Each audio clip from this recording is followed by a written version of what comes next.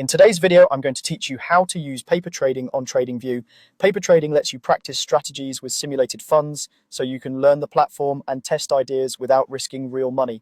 To get started, open your browser and go to TradingView.com. If you have an account, sign in so your practice orders and layouts are saved. If not, you can still follow along, and connecting the simulator is quick and free. On the right side of the screen, you'll see a watch list. Choose a symbol from that list and click it to load its chart. This gives you a live view of price action and the tools you'll use to plan and execute your practice trades. Next, click Full Chart. This opens the advanced charting workspace with drawing tools, indicators, and trade controls. At the bottom of this view, look to the lower left corner and click Trading Panel. The Trading Panel is where TradingView connects to supported brokers and to its built-in simulator. Select Paper Trading and click Connect. In a moment, you'll have a virtual account with a starting balance. You can reset or adjust that balance later, which is handy for practicing risk management at different account sizes and for testing strategies under varied conditions. Now, hover over the chart and click Trade.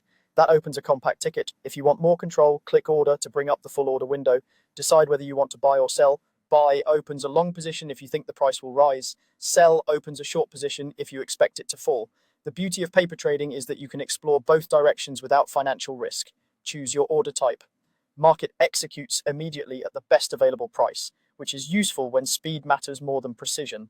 Limit lets you set the exact price you're willing to pay or receive, ideal for entries at specific levels. Stop becomes active only when the market reaches your trigger price, commonly used for breakout entries or protective stops.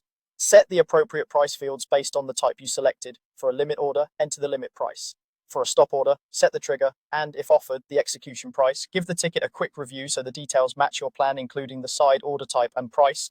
When everything looks right, confirm the ticket to place your simulated order. You'll see the order on the chart and in the panel where you can monitor fills and performance. That's the workflow.